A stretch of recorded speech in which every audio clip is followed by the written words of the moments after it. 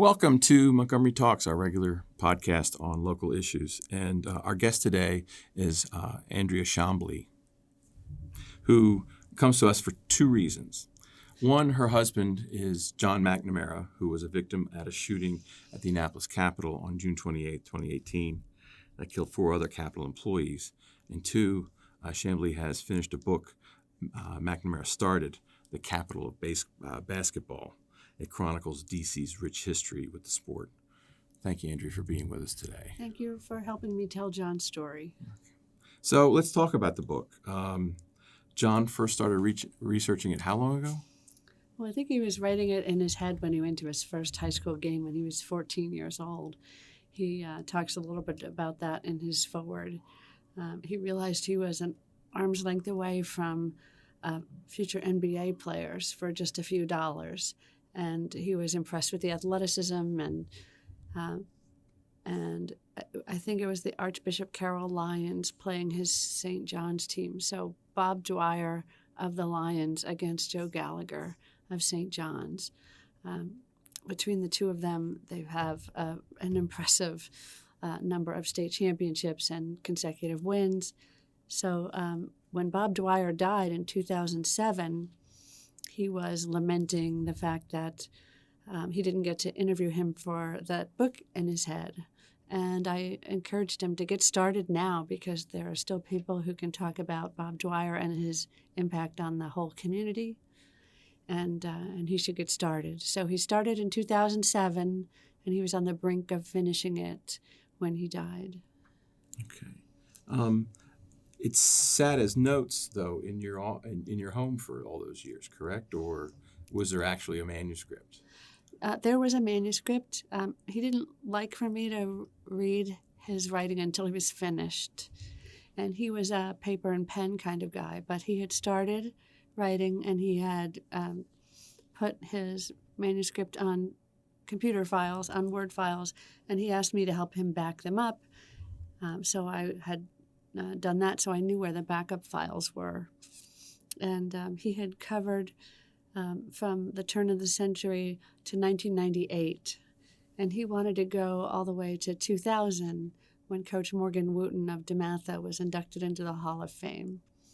So David Elfin, a local sports writer who's covered sports for 30 years, took the boxes home with him and finished the last 2 years, proofread the whole thing, and while he did that, I worked on the first chapter, which John had outlined and highlighted what he wanted to do, and I really just had to assemble that from his notes and then the quotes he wanted to use, and we put it together, the two of us. Wow. And when did you decide to complete it? Well, because he liked writing in solitude, I didn't usually go into his den at all when he was working every night after work. I did bring him dinner in his office, but I generally left him to write in there and respected his quiet. So I avoided that room for weeks after he died, but I had to put the urn somewhere. So I went in there to put the urn on his bookcase, and I saw 3 file boxes of files, and I saw that they were in order by year and by school and by player. There was one box full of microfiche copies, and I realized I had to go find those backed up Word files and see how far he had really gotten. And it was bittersweet to find out he was close enough to being finished where I thought I could do it, but far enough away so that he would never see the finished product. Wow. And it must have taken, about a year, I guess, to finish it? It took about a year because the biggest job was one of his files was photos. And I don't know if your listeners on the camera can see, but he had 150 photos, 170 photos in this file. And they were kind of like this one, just a player in his uniform at a game. So John knew who this was. He knew it was a Coalfield house. he knew it was during the state championship, and he knew how many points this kid made in the game.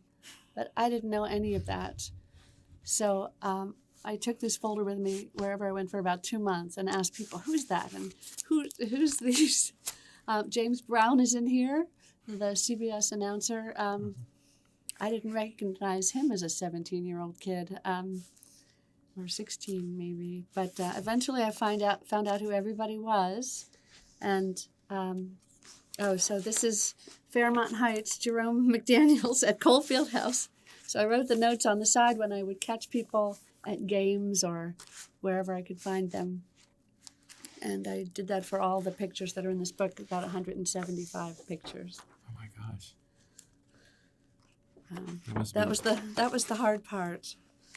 But and then finding the publisher, I was lucky to find Georgetown. They wanted to publish books about DC history, and this is great for that goal for them. Right. And now I'm letting people know that these remarkable stories are available. Somewhere I heard that you were worried about the first sentence. Oh, yes. And so I was drawn to, I got to check the first sentence. And this is really good prose. I mean, it's hard to imagine a summer in Washington, D.C. with sunny days and muggy nights that aren't pierced with the thumps and grunts of dozens of basketballs and hundreds of players in pickup games, pounding out their frustrations and dreams on hot asphalt or in pungent gymnasiums at Turkey Thicket, Candy Cane City, Kelly Miller Junior High, or Sligo Creek. John took me to all those places, and that was all I could think about when I was there, that I was watching people dream on the basketball court. Wow, that's amazing. And I did a quick check, and I know it's grown since I checked yesterday. You've been interviewed dozens of times for this book. How has that made you feel? Well, I'm really grateful for the chance to talk about how John lived instead of just how he died. But I'm happy for the chance to do that, and then I go home and I'm sad again. So it's a roller coaster. But overall, I'd say I'm grateful that I can talk about John's infectious passion for basketball. You had an event, I think it was just this past Sunday, at Politics and Prose. Yes. It was a big turnout, and I read your book sold out. It doesn't usually happen at book signings, as from what I understand. With the few people I know who've had them, it's like they're still coming home with boxes of books. Yes, we didn't have that problem. People who love John are coming out, and I hope people who look at the sentences in it are excited about reading it. Yes, I think there are algorithms that tell, computers that tell people how many books to order, and an academic press with a local topic don't indicate a lot of sales. But this is so much more than a local topic. This book covers civil rights heroes and people who succeeded at business, people who are choir directors of the Harlem Boys Choir, people who tried out for baseball teams. The head of Chevy Chase Savings and Loan, B.F. Saul, is in here. So it's really a remarkable story of the history of an American city. Mm-hmm. What's your favorite anecdote from the book? Well, a lot of people know about Elgin Baylor, and what they don't know is that he played a game against a man with one arm in high school called Gary Mays, the one-armed bandit. Mm-hmm. And Gary Mays held him to 19 points and scored 12 points of his own. He tried out for the Brooklyn Dodgers, and he was voted by the other players as the best player at the tryouts, but they didn't draft him. And he never became the sports star that he was capable of being. I think he had a bittersweet response to that. On a happier note, there's a doctor from Howard University named E.B. Henderson who traveled to Springfield, Massachusetts to talk to Dr. Naismith about this game. Well, the game that he saw was a 9-man passing-only game. And at the same time, another man went up, Maurice Joyce, who was a circus performer who wanted to stay in shape in January and February. And between Maurice Joyce and E.B. Henderson, they turned it into a 5-man running game with the pugnacious defense you see in D.C. Then E.B. Henderson was so distressed at the segregation in the game that he was a prolific writer and civil rights activist. He wrote about 3,000 essays and letters to the editor and articles, and he ended up founding the NAACP. So he's a civil rights hero and a sports hero, and I don't think people know enough about him. So that's just a few that I have time for today, but there's a whole lot of remarkable people in this book. You and John both attended the University of Maryland. Yes. You grew up in Howard County? I did. The caliber of basketball isn't quite as demanding there as it is in the city and around. And the two of you lived in Silver Spring. Yes. You're both huge sports fans. You're a lawyer now, but you once were a journalist, correct? Yes, I covered high school sports for my county paper in Howard County, and I was interested in covering sports for Maryland, but the teams were very good, and I was just a freshman, and they weren't going to let me cover the teams. I did cover them for the yearbook that year, but I had my eye on law school all the time, and I wanted to be a lawyer from as long as I can remember. So we got married my second year in law school, and he put up with that last year of law school and the bar exam. I wanted to turn to, unfortunately, the sadder turn of why you're here. You've been, a man by the name of Jared Ramos has pled guilty to being the one who committed the killings. I don't know if there's any doubt that he did it, but it's on film. So. And the only thing left is he's pled not guilty by reason of insanity, and I guess there's a whole new proceeding that's going to start on that. Yes, we just got a date minutes before I came in here of March 9th. March 9th. That trial will start to determine whether he's criminally responsible for his actions. And he will have to make that decision, or a jury will make that decision, correct? Yes. Okay. Have you been through there throughout the entire proceedings? I've been to 2 proceedings. The latest one was a reading of the evidence against him in gruesome detail. It took about 90 minutes to read the evidence against him. It included a description of what is on video of how each person died. It was pretty awful to sit through. Mm-hmm. And I guess through your husband, you knew the other victims? No, I didn't. Like my husband and I, Annapolis isn't particularly affordable for journalists. And a lot of them lived outside of Annapolis. Mm-hmm. Some toward Baltimore, some in our direction, and some toward the bridge, the Chesapeake Bay Bridge. So they didn't have many chances to socialize together. And since John covered sports, he was working on nights and weekends. And say the city editor would be covering meetings that go on usually during the day. So although they understood each other and they worked well together in the office, they didn't overlap as much as other coworkers might. Okay. What do you think should happen to Ramos?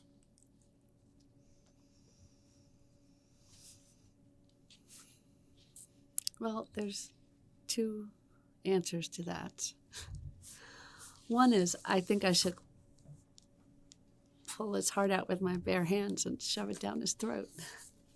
But I don't want to live in a society that would let me do that. I want to live in a society that gives him a full, fair, trial. And I'm happy that that's what he's getting. Even with this delay, I want him to have a full, fair trial with a jury who could make a decision on his criminal responsibility.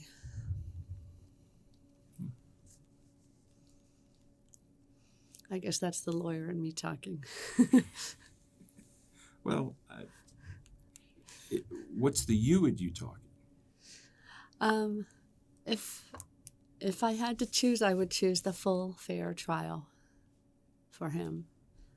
That's the kind of country I want to live in, where he gets his shot at justice and can tell his story, and his peers can decide his fate. Mm-hmm.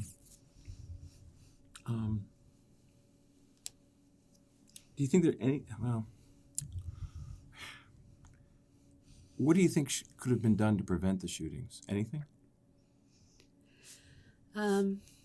Yes, I think the shooting was preventable. I think most shootings are preventable. Just as one example, I have been lobbying our supposedly very blue Democratic states because we permit gun sales to be made without checking the disqualified persons list. So it's possible in Maryland to buy a rifle or shotgun when you're on a disqualified list. And I think that possibility should be closed. This person was known to be dangerous. He had a criminal history. He had terrorized a woman in Annapolis so much that she moved out of her hometown. She terrorized her lawyer so that he had to get a security system and keep a bat under his bed and was afraid for his own children. He should never have been able to acquire or keep a gun. So we need to close the background check loophole so that everyone who sells a gun has to check the list that already exists. It's online. It's easy to check. And then there are other people whose lives are lost even more often than mass shootings. There's children who come across an unsecured gun, and that needs to stop. All guns should be secured so that children can't get them. And there's our veterans and other people who, in a moment of distress, commit suicide. They should not be able to have such unfettered access to guns. There was a police officer who committed suicide in Silver Spring just just a week or so ago. So I'd like to reduce these preventable deaths of children and veterans and first responders and prevent guns from getting in the hands of people who want to conduct mass shootings.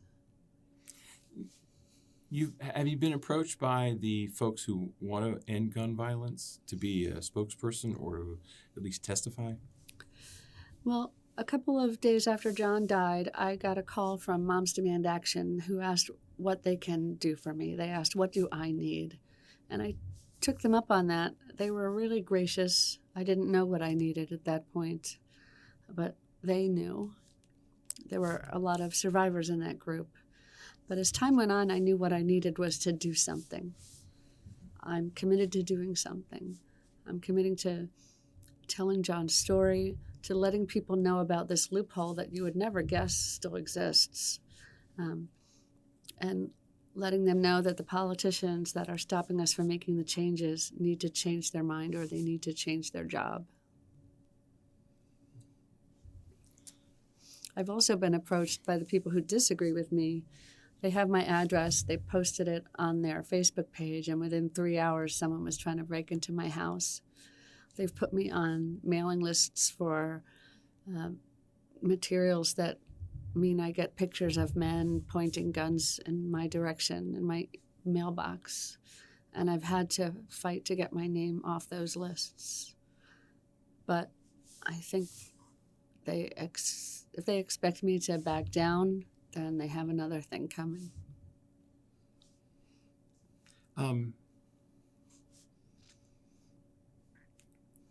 What would you say to them if they were in the room right now? Well, one day they followed me to my car. They like to follow people with their cameras on and agitate them until they can't take it anymore, and they yell at them. and then they post the person yelling at them. They never post what they did to deserve it. Right. So they were following me to my car and getting really close behind me, and I just turned around and I said, "What do you think you're going to do to me? Are you going to kill my family? Because you're too late." And they kind of slinked away, and I never saw that video go on their webpage. But I mean, I've tried to talk to them, and I'm on the gun violence task force in Anne Arundel County, and I did call one gentleman who had been writing a lot of letters to our task force just to let him know that I read them, and I actually found a good idea in there, and I'm going to put it in my report. And I asked him, well, don't you want to prevent suicide? Don't you want to prevent children from finding unsecured guns?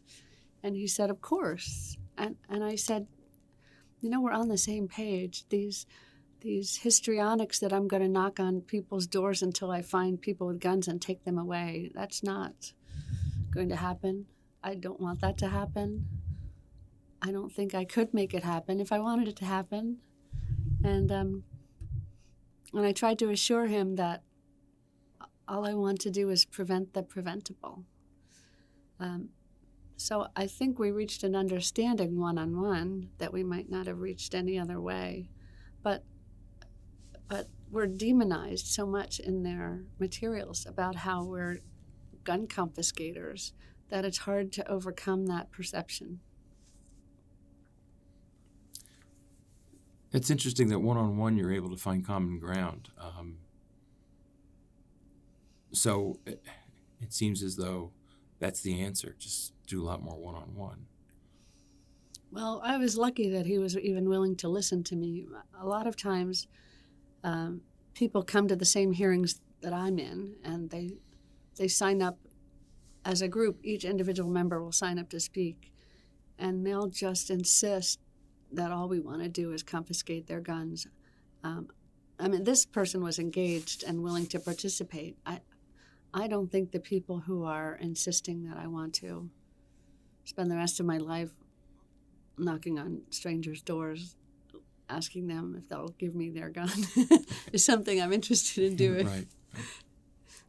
So are you planning on testifying in the upcoming legislature? Yes, I am. I plan on finding that senator who hid the bill until it was too late to vote on it and tell him I know what he did. Tell him if he doesn't like that bill, he can vote against it, but he shouldn't be hiding it.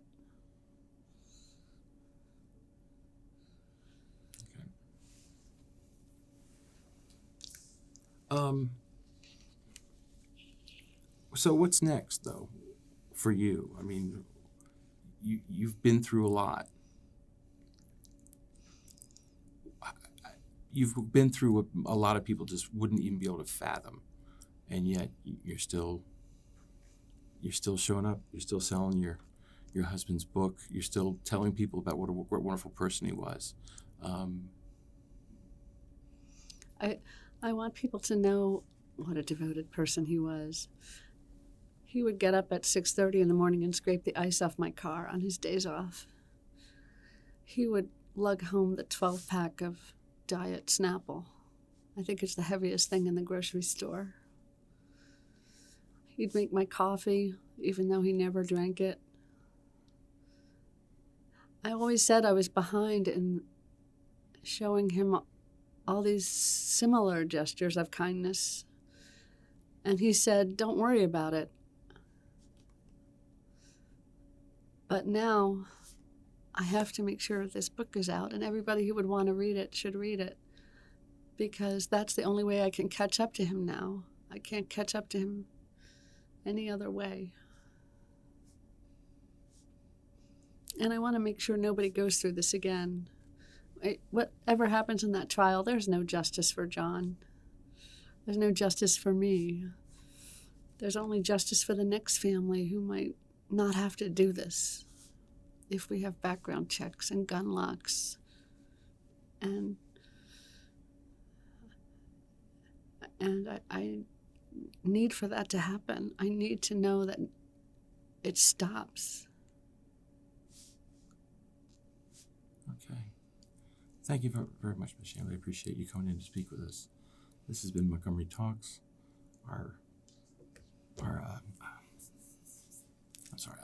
Our engineer today was Carolyn Roskowskis. I'm Doug Tolman. Please join us next time.